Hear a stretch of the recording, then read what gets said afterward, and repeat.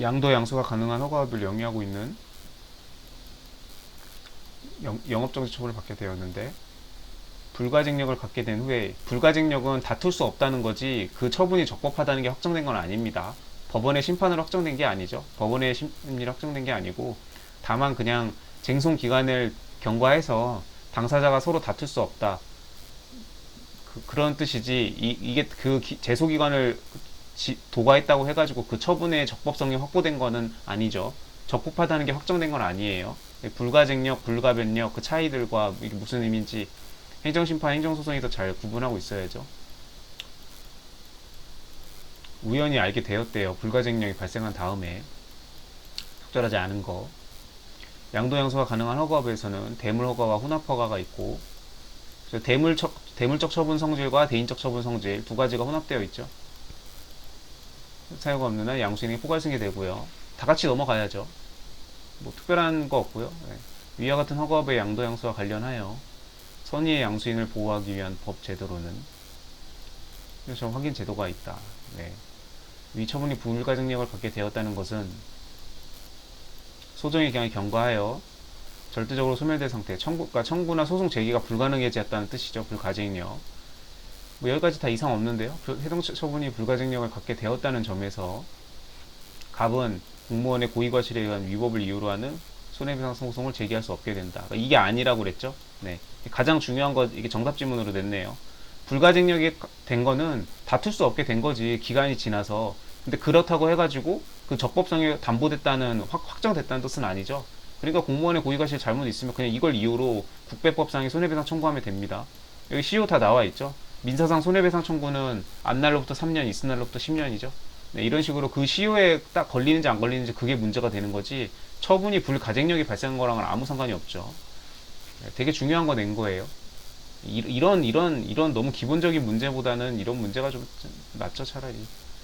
행정절차법이 적용되는 사항, 각급 선관위 이거 저거저 감사원, 심사청구, 뭐 해양안전심판, 조세심판, 이게 이게 조세심판원 따로 있고요. 이게 따로 이게 정해져 있죠. 이런 것들은 되게 특수한 것들. 이게 세금에 관한 것들은 일반 공무원들은 잘 모르잖아요. 오직 세법 공부한 너무 이게 전문직스러운 이런 적이기 때문에 이런 것들은, 네, 따로 행정심판위원회가 따로, 이 조세심판원이 따로 있죠. 그런 식으로 감사원, 네, 이런 것들은 다 이렇게 뭐 조세 행령 뭐 이런 거, 그다음 법원의 무슨 이렇게 같은 거, 재판 절차 이런 거 다 행정절차법 맨 앞에 나오는 적용 제외 사항. 2번은 뭔가 봤더니 뭐 이렇게, 뭐 조원들은 행정 지도를 말하는 건가요? 행정절차법이 적용되죠. 조원은 행정 지도 말하는 거네요, 이거. 네. 근데 134가 나머지가 명문 규정이 너무 이게 명확하게 있죠. 행정 지도 얘기하는 겁니다, 이거는. 행정기본법 또 나왔네요. 적절하지 않은 거. 새로운 법령 등은 경우를 제외하고는. 그렇죠. 이게 소급 금지 원칙을 지금 얘기하고 있는 거죠, 지금. 특별한 규정이 있지 않고서는 발생 전에 이미 완성되거나 종결돼 끝난 사항에 대해서 이렇게 적용을 하면 안 되죠. 적용이 아니어야 된다. 맞는 말이고요. 당사자 신청에 따른 처분은 법령 등의 특별한 규정이 있거나 제외하고는, 신청 당시가 아니고 처분 당시의 법령을 따르죠. 다만 신청을 받고서도 행정청이 특별한 사유 없이 계속 일부러 질질질질질 끌다가 법이 바뀌었어. 그래가지고 그 바뀐, 처분 당시의 법령이니까 우리 이제 처분할게 이러고 바뀐 법령을 적용한다, 이렇게 해서 이렇게 그 당사자한테 불이익하게 하는 거, 이런 거는 안 된다는 판례가 있죠. 근데 이렇게 일부러 질질질질 끈 게 아닌 이상은 그냥 기본적으로 서류가 접수됐다, 그러면 상당한 기간 내에 공무원도 그 서류를 읽어보고 검토하고 첨부 서류 확인하고 관련 기관에 내용 조회하고 회신 받고 공문 처리하고 위에 공문 다 올라가서 검토 결제 다 받고 기관장 승인 받고 그다음 이제 처분해서 당사자한테 통지하기까지 이게 며칠 걸리잖아요, 당연히. 그러니까 이제 상당한 기간 내에 했으면은 그거는 이제 신청 당시 법률이 아니고, 신청은 이때 했더라도 이제 처리되는데 시간이 좀 소요가 돼서 이때 이제 담당 공무원이 이제 뭐 가부를 승인하든지 뭐 인허가를 내주든지 할 거 아니에요. 그러면 이때 처분 당시 담당 공무원이 그 업무를, 그 신청을 받아가지고 그걸 처분할 당시에 그 법령으로 하는 게 원칙이에요. 근데 다만 공무원이 이때 바꿔서도 일부러 특별한 사유도 없이 질질질질질 이렇게 끌다가 한 일주일 뒤에 뭐 열흘 뒤에 한 달 뒤에 딱 이때 처분을 하네.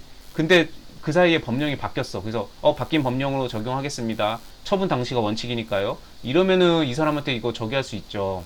이 민원인한테 억울할 수 있죠.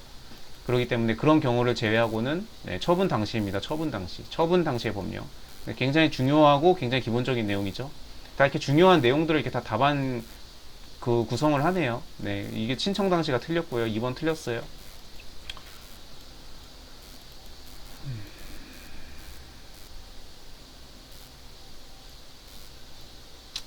법령 위반한 거는 그 위반했을 때 당시에 행위 당시죠. 이거 두 개 헷갈리면 안 됩니다. 이거는 신청했을 때는 처분 당시 어떤 법률을 위반한 행위에 대해서 제재 뭐 네, 내가 어떤 살인죄를 저질렀으면 내가 살인을 했을 때 당시에 우리나라 형법이 어떻게 규정이 돼 있는지 살인죄는 5년으로 한다, 10년으로 한다. 내가 살인죄를 저질렀을 때 그때 그 법령을 위반한 그 행위 당시의 법령을 하는 거죠. 이건 맞죠? 이거 두 개 헷갈리면 안 돼요. 이거는 처분 당시, 이거는 행위 당시. 맞는 거고요. 위반 행위에 간이하거나 가벼워진 경우에는 신법령을 따라야죠. 변경된 법령. 당사자에게 유리하게, 피고인에게 유리하게 헌법, 행정법, 형법 다 논리가 비슷합니다. 맞고요. 자, 흠이 있는 행정처분. 적절하지 않은 거. 변명할 기회를 부여하지 아니하고 징계처분을 행하게 되면 행정절차법상 천문절차에 반하는 것으로 취소의 흠이 있는 징계처분으로 된다. 공무원에 대한 징계처분에 대해서는 이 행정절차법이 그 적용되지 않을 수 있는 예외적인 사유에 해당하는 인사관계 법령에 관한 사항, 그 행정절차법이 적용되지 않는 그 행정절차법의 조문 대딸이 길죠. 대딸이 긴데 거기서 그 공무원 인사관계 법령 그 부분이 나오죠. 그래서 징계처분에 대해서는 네, 징계처분이 되는 게 아니죠. 틀렸고요. 위헌인 법률에 근거한 처분에 대해 네, 이건 취소의 흠이죠. 위헌이라고 하면 왠지 위헌? 헌법에 위반된 건데? 그럼 이제 당연히 무효라고 생각을 하기 쉬운데 이거는 위헌으로 결정되기 전까지는 그 알 수가 없죠. 일반인들은 이건 헌법재판소가 하는 거잖아요. 그러니까 그 전에는 그 적법 뭐 위헌 합헌 여부를 따질 수 없기 때문에 일반인들은 국민들은 그렇기 때문에 이게 그 무효가 되려면 중대 명백설이잖아요. 행정법에서 중대하고 사안이 중대하고 그 다음에 객관적으로도 명백해야 돼요. 근데 이게 중대할 수는 있어도 객관적으로 명백하지가 않죠. 이거는 위헌 판결이 헌법재판소에서 나와야 그때 국민들이 알 수 있는 거지. 그 전에는 국민들은 이게 이거 약간 위헌성이 있는 것 같은데 없는 것 같은데 뭐 나름대로 생각은 할 수 있겠지만 명백하지 않단 말이죠. 그래서 무효가 아니고 취소라는 거. 되게 객관식에서 되게 잘 나오고 중요한 거고 기본적인 거고 네. 되게 맞는 거죠. 취소의 의미 있는 걸로 보고 있다. 보통은 객관식 지문은 틀린 지문으로 많이 나오죠. 위헌인 법률에 근거한 처분은 당연 무효이다 이런 식으로. 그럼 틀린 거죠. 위법하나 공정력이 있는 처분의 수범자가 공정력 취소되기 전까지는 적법한 강제적 통용력 하더라도 위법하나 공정력이 있는 처분의 수범자가 처분에 따른 의무에 반하는 행위를 하더라도